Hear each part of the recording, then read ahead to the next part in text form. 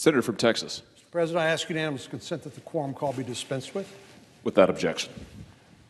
Mr. President, it's now been 26 days since House Democrats voted to impeach the President of the United States. This is a predictable ending to an increasingly embarrassing impeachment inquiry.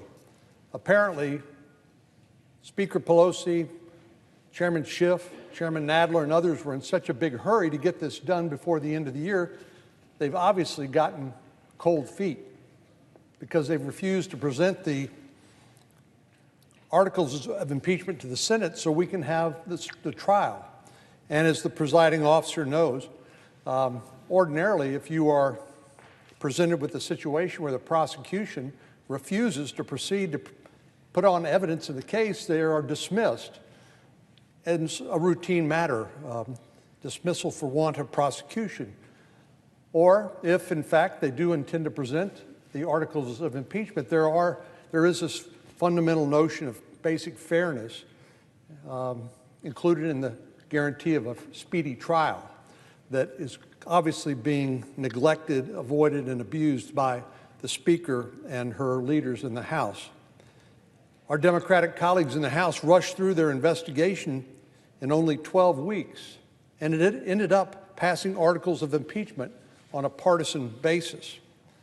After repeatedly saying this is a grave and urgent matter, it seems like Speaker Pelosi has experienced some buyer's remorse and questioned just how grave and urgent it really is. So here we are, as I said, 26 days later, and she still has not sent the articles of impeachment to the Senate. As we know, even though some have suggested the Senate could somehow proceed to trial absent the delivery of those articles here, we can't try the case until the charges are delivered. Well, finally, last Friday, the Speaker indicated that she will transmit the articles this week. They'll also have to name impeachment managers, representatives from the House that will come over and actually present the charges to the Senate and attempt to produce evidence in support of those charges. But it remains to be seen whether the Speaker will deliver the articles this week.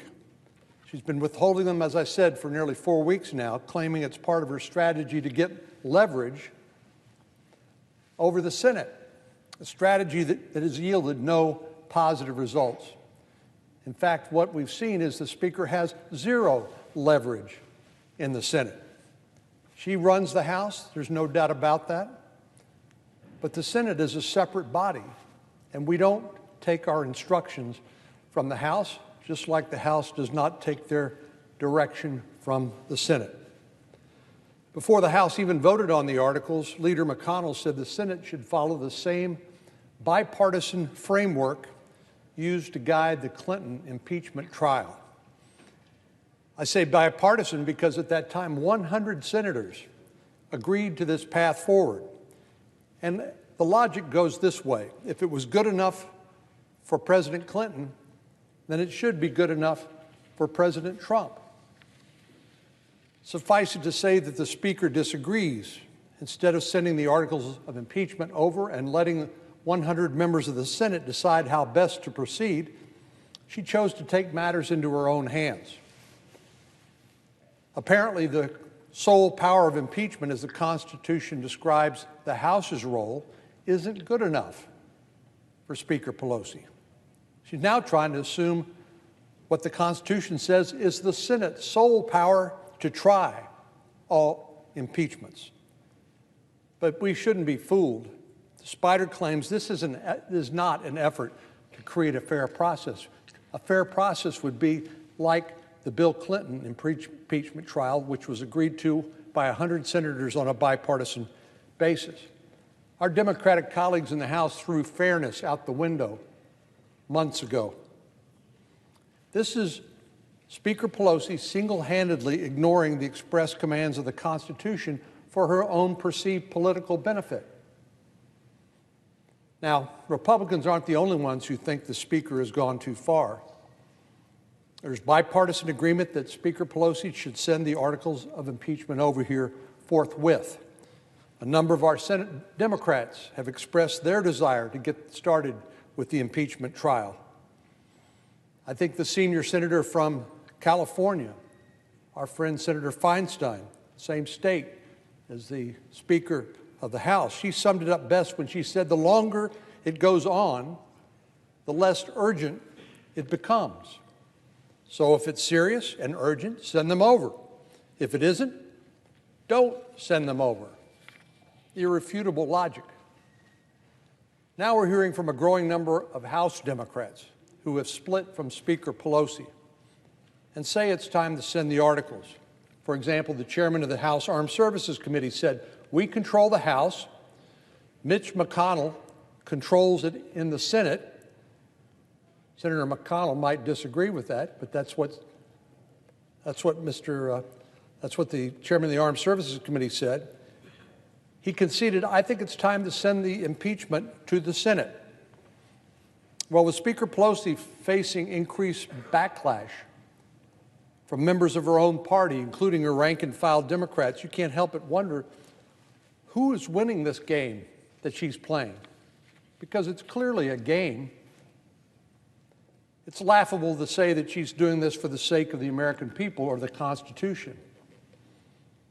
A new poll released by The Hill and Harris last week showed that 58% of voters nationwide think it's high time for the House to send the articles of impeachment to the Senate. 58%.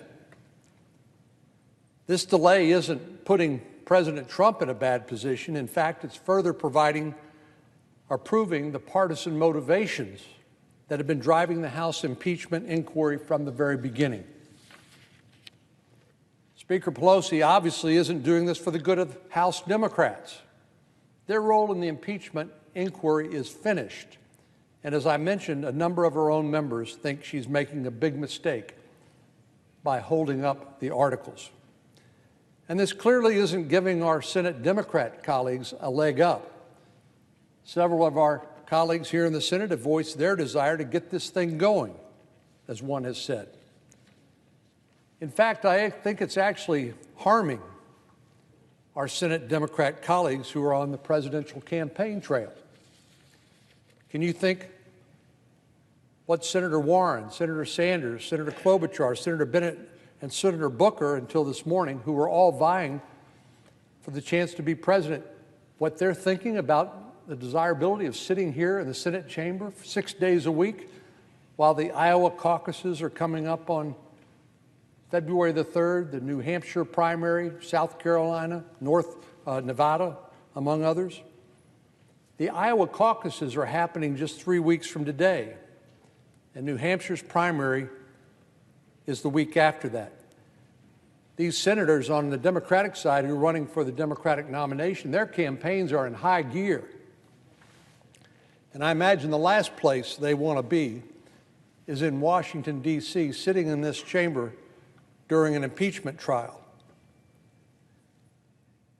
During the trial, every member of the Senate will be sitting in our desks 6 days a week until we're finished. And no, we won't have our electronic devices.